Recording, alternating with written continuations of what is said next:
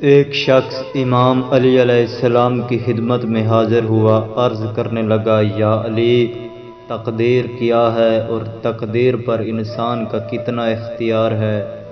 امام علی علیہ السلام نے فرمایا، ایک ٹانگ پر کھڑا ہو جا۔ وہ شخص جب ایک ٹانگ پر کھڑا ہوا تو امام علی علیہ السلام نے فرمایا، دوسری ٹانگ بھی اٹھا۔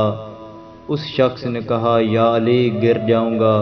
حضرت علی علیہ السلام نے فرمایا، دونوں ٹانگوں پر کھڑے رہنا اختیاری عمل ہے۔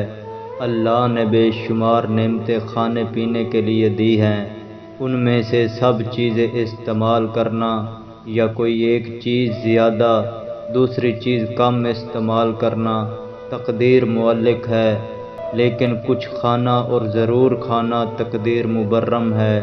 کھائے بغیر آدمی زندہ نہیں رہ سکتا، اور کتنی مقدار میں کھانا اور کیا کھانا تقدیر معلق ہے۔ اللہ نے جب کون فرمایا تو ساری کائنات تخلیق ہو گئی۔